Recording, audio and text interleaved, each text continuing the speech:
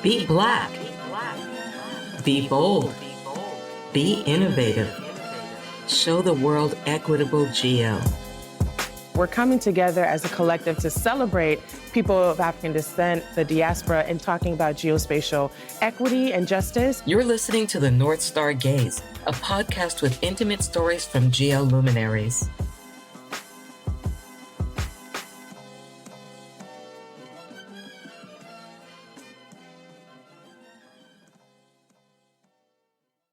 Hi, I'm here with Eric Brown of AWS, a good friend to North Star, a good friend to myself. And I wanted to talk about the conversation that you and Tony had earlier. It was a conversation about career advice that you would give to young professionals.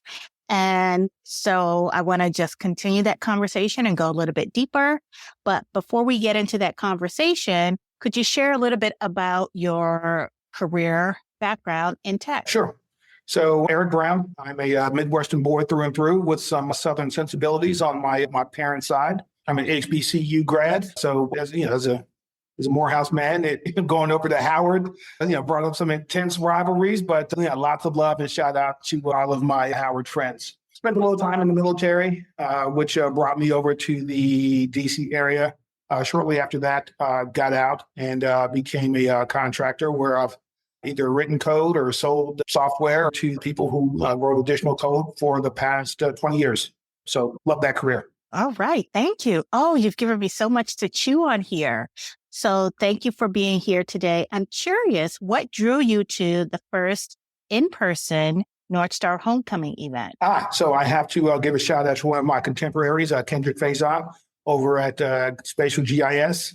We had spent a lot of time mentoring young African-American men and women. And so I guess he is involved with North Star in some capacity. And so he said, hey, Eric, you've got to be a part of this. I think you have an opportunity to contribute. And after I took a look, I said, yeah, this seems phenomenal. So I'm thankful for that opportunity. Well, thank you for accepting the call. Okay, so let's jump into the conversation here. So GIS is ubiquitous. It is the technology that is least seen but most used, I could say. And given the profound impact of GIS on so many communities, could you share a story of the kinds of impact that GIS has had on the communities that you interact with or the communities that you serve as part of your profession? So I'm going to give you a commercial example and then a work example. So a nice commercial example, I think a lot of people are really familiar with, is the concept and the scale of an application like Waze, okay? Not only is it GPS, but it's real-time traffic information. And so for a lot of people that are commuting in the DC area, figuring out where all the traffic jams are, getting rerouted, where the speed cameras are, that's a great, it's a great bit of GIS software that people use.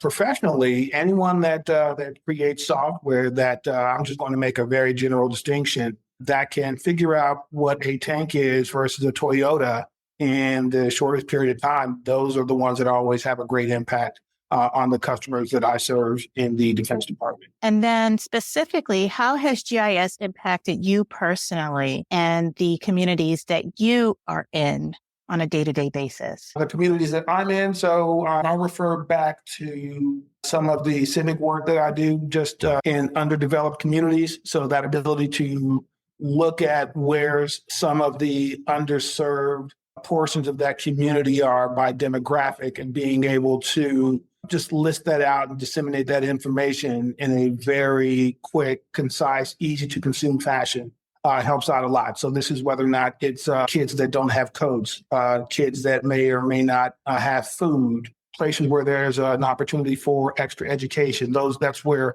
just real simple GIS software can get a good representation where need is in the communities that I tend to serve citizens. Okay, so you come from AWS, Amazon Web Services. How does AWS play with GIS? How do they interact together typically? Yep. So two different places. One, we're a big cloud provider, a big platform across multiple industries, several of whom use GIS software across a myriad of different disciplines. And then we also have great partnerships with software providers and consulting companies that are in GIS that create these great bundles that get delivered to customers. Okay, so let's go a little bit deeper. This morning, you talked about the importance of the career pivot. And more importantly, the importance of staying flexible. You were talking about was gravitating toward work that suits you. You talked about being a lifelong learner and the importance of informal learning as part of that process as well. Oh, great. So that's a great question. So if you were to go back 25 or so years and you had that student over at Morehouse and said, hey, Eric, you're going to be in the amount of time frame, 25 years, you're going to be working for a cloud provider. You're going to be working for this large tech company, and you're going to be in the DC area. You're going to do stuff in defense. I probably would not have believed it, right? So I had an idea in my mind of what I was going to do, and no one was going to stop me from doing that, right? But throughout my career, you get just enough information to see, oh, wait, I could be better served here. And I'm really thankful for a lot of people that mentored me along the way to try to steer me and say, hey, Eric, you're very good at this. You have a natural ability for X, for speaking, for explaining technical concepts. You have another door that could be opened up if you refine this ability, if you've got this level of organization, if you name it. So I think that ability to two things, really. One, just refine your skills over time through experience, right? And then be open to the idea of applying that in a different way, in a way that you may not have in your head immediately. I think that becomes the ability to pivot quickly. And then after you've pivoted a few times, you can actually, I'm going to use a Wayne Gretzky hockey analogy. You don't skate to the puck, you skate to where the puck is going, right? You understand that analogy. And yes. So I'm always looking at skills and the ability to go, hey, where is the puck going over the next 3 to 5 years, 10 years? And then conversely, go back to to a lot of younger students that are mentoring and say, hey, here's kind of where the puck is going. And so this is going to be your opportunity. The things that are going to be available to you is going to be significantly different than what I'm doing right now. So I'm telling you this as a young, hard-headed person, right? As a former young, hard-headed person, that ability to pivot, that ability to stay on your toes is, I'm going to call it a differentiator, right? Because think about being there are a lot of people who want to go back to my grandparents that wanted, hey, we're going to be the Iceman, right? That was a good, stable career, but technology and economies shift. And I think it's incumbent upon us to be able to get ahead of that shift or shift as quickly as possible. I like that. Let's break that down a little bit further because you brought up a few things. You brought up the importance of listening, right? Because sometimes people are going to speak plain language to you, and sometimes they're going to speak to you in coded language, right? Because they might not always have the time to talk or may not be able to speak freely and break it down for you further. They're going to impart that knowledge and then they're going to walk away. So kind of being able to read in between the lines and hear the things that's not always said. So you'll get some elders, and I've seen this in the African-American community and in professional spaces where one might not be able to speak as candidly or freely, where they will nudge you and say, hey, should you be doing that? Or perhaps if you say this a different way, it could land differently, right? And so I've always appreciated that. And you also mentioned, and this is something that Shannon mentioned earlier when we spoke about being brave enough to take a step back at certain points in your career and reflect and ask yourself questions like, is what I'm doing what I want to be doing? What's the next step after this one? And what's the job after this job? And so to the extent that you went from Morehouse and the arc of your career to where you are now, what role did being reflective and defining success for yourself play in where you are today? I think that played a very, very big role. And I'm going to reference one of my superpowers is time to yourself, right? Quiet time, right? And this is in the middle of having small children and, families. And just taking that time to go, hey, is this what I really want to do? Am I okay with doing this? More importantly, just what we call the man in the mirror, navel gazing moment. Do I have the skills to do two things? Do I have the skills to do what I want to do? Or two, I'm going to say, am I overqualified to continue doing what I'm doing? Where is that next challenge? Where can I start to expand that space? One of the things that a director of one of the government agencies, I had a chance to be in a room with him, this was 6 or 7 years ago. And, this guy is very famous. You've seen him on TV. And I got a chance to meet him. And I said, hey, Mr. Person, and hey, it's great to meet you. It's an honor. Appreciate your service. And, I was I was pumped up to meet him. And I said, man, you never would have told that person back, in the Midwest, a group in the Midwest that went to an HBCU that I'd be talking to this person. And this guy looks at me, he says, son, Eric, let me explain something to you. If you would have told, he was in the service, you would have told that young service member X number of years ago that I'd be a, director of XYZ ABC, I wouldn't have believed it. So, and we're in the same room. We took different paths, but we're both here at the same time. And I'm going to tell you something, young man, never be afraid of your shadow. And I went, you couldn't tell me anything after that, right? That was, that was a few years ago. Can't tell me anything. And so now I try to take that, hey, embrace the space that you occupy, right? And so that's kind of where trying to match what you do, that time to self-reflect, that time to learn, hey, what actually do I need to do to get to that level? So it's important to be objective, and then it's important to have people in your corner that will speak into your life, positively, negatively, you name it, but speaking into that and collecting that data to really reflect on, hey, is this where I need to be? Can I get the tools and talent to get to where you need to be, or where you would like to be, or where you're meant to be? And, a little bit more on that later, I think. Okay, so you've mentioned a few times that you're a Morehouse man and that you are an alum of an HBCU. Can we talk about the importance of being an HBCU student and having teachers and instructors who look like you, and what it's meant to you, your life, and then your development into adulthood and into the career space? You know what? I couldn't recommend it enough. I make fun of Howard. I make fun of, Kendrick went to Fayetteville. Yeah. So we have the great sibling rivalry, but I cannot speak more highly about the quality education that I got, because two things. It was the first time that I felt seen as a person and not just a demographic, right? First time I had two things. First time I had professors that I'm going to say saw through the facade as, hey, Eric, you're way better than this. Stop mailing it in. Go be great, right? And I had, my calculus professor, physics professors, all those professors that understood who I was and what I needed, even though I didn't think I needed it, to go in to speak into my life and really help me set me on a path to live out my purpose. And so that is something I recommend to my young brothers and sisters, right? I have nieces and nephews. I have sons that have said, hey, you know what? Hey, look at your first Morehouse sweatshirt. And I want to share in that. And I want more of us to experience that, for that reason, to be seen.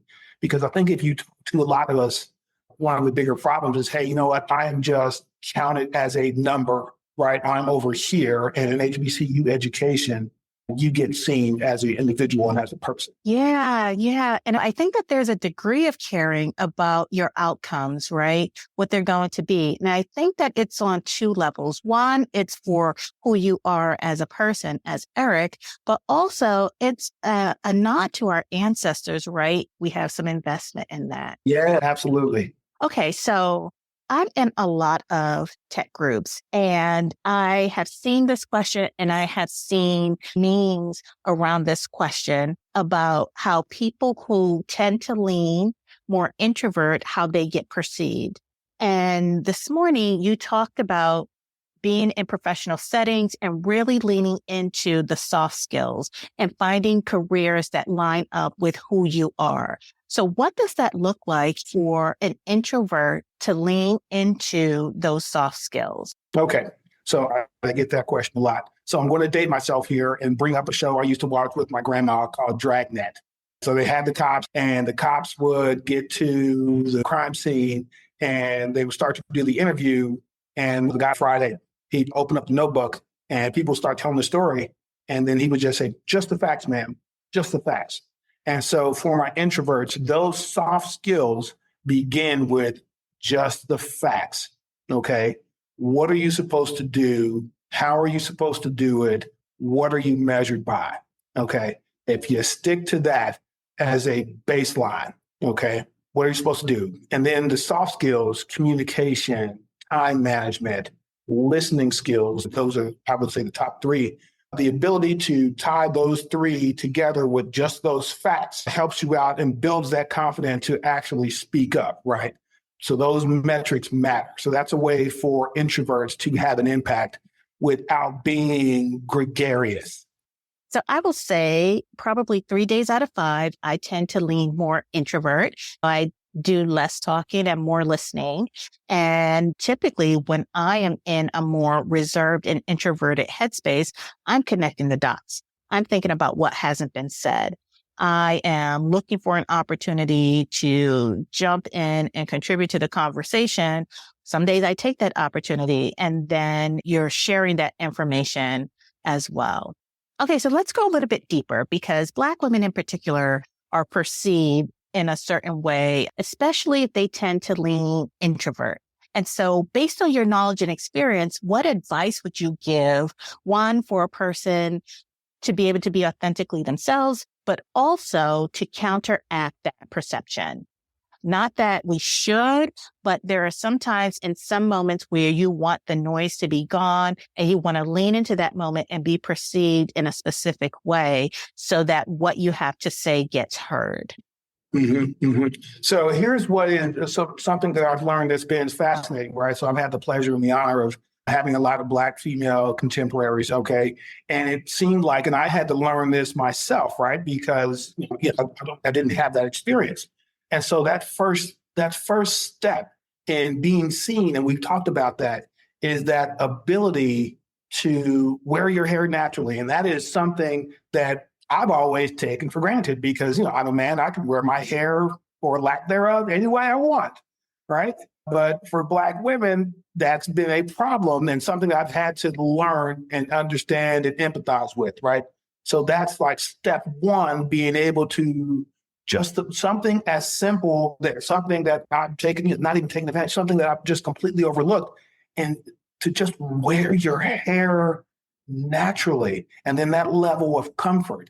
And then conversely to that is, your natural hair is so different, right? That you combine that with a natural leaning towards an introvert, and it's different. And as a human, we all have this, oh my God, you look different. Something must be wrong with you, and I'm going to approach you with apprehension, right? So first off, that's a them thing, right? So, hey, you know what? I'm a big advocate of that. The second thing for my introvert sisters that maybe look unapproachable, I've seen that. I've worked with soldiers and coworkers that have been that have the appearance of being unapproachable, right? So we'll bring in the RBF, right? And I go, hey, So I'll tell you a story of I was working on a project, and it was a big project, and the lead systems engineer, super duper 500-pound brain was someone that was a Black female that had an RBF.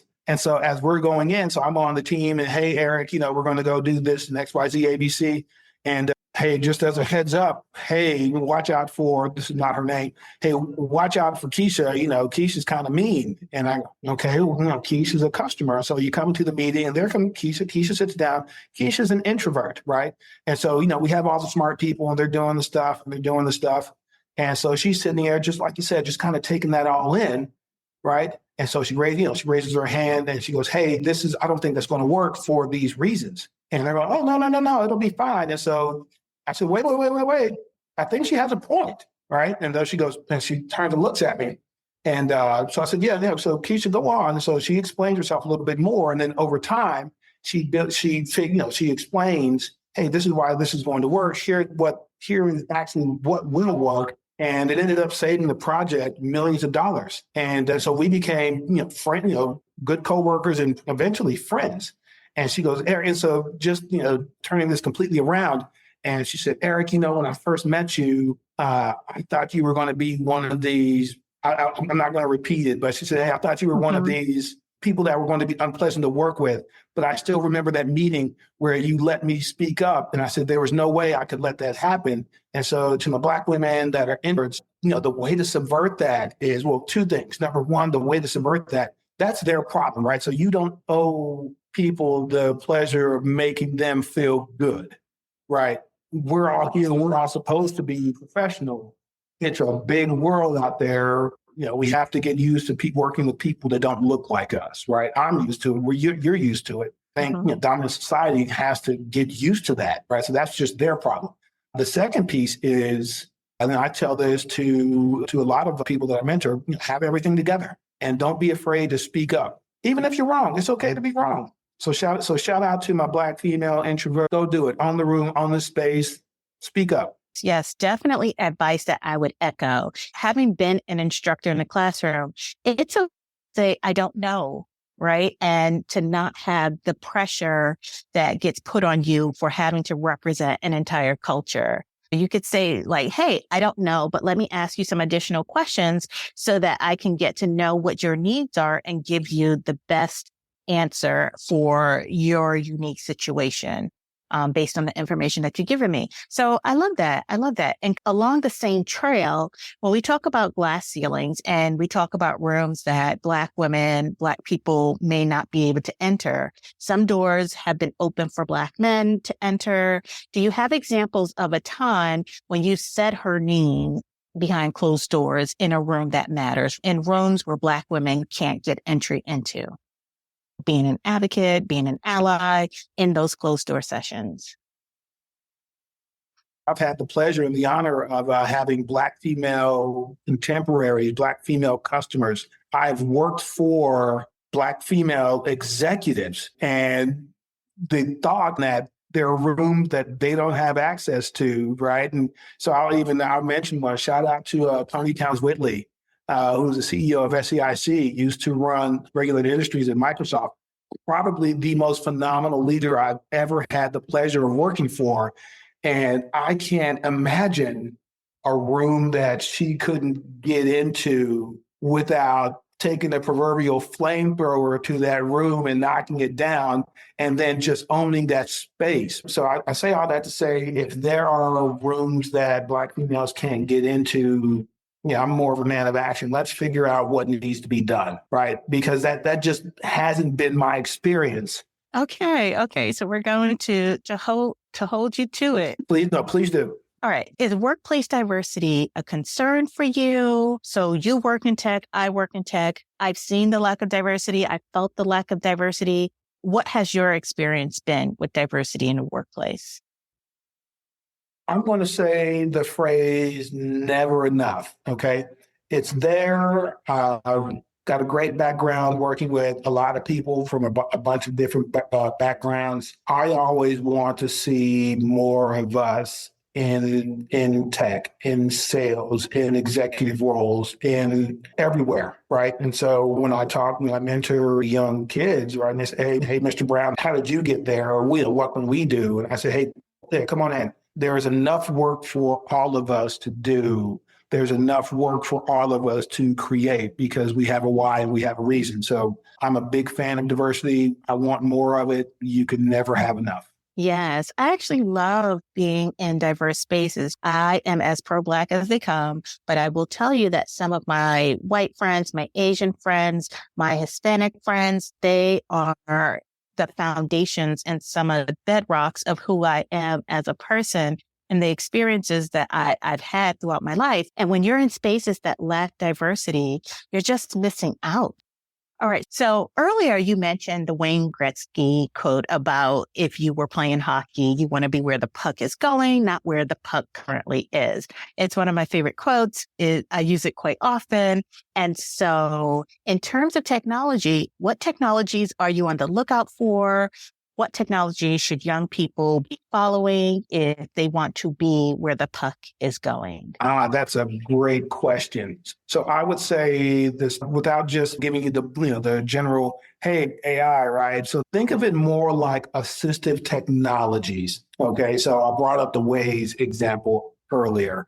Okay. So that ability to take real-time information, put it into an easily digestible format, and then disseminate that out to the general public or to a group of people in order to easily consume it in a way that makes sense to them, that's always going to be a skill set that's going to be in demand, right? So if you look at the amount of data that we're all just generating on an hour by hour basis, right? I've got my phone right here, and that ability to take that data and arrange that in a way to make an accurate prediction of what I'm going to buy next, what I'm going to buy for my kids, what I'm going to buy for my nieces, my wife, you name it, right? So that type of technology to make sense of that is always going to be in demand. And then thing two is going to be, how do you protect that data, right? So that is very, very valuable data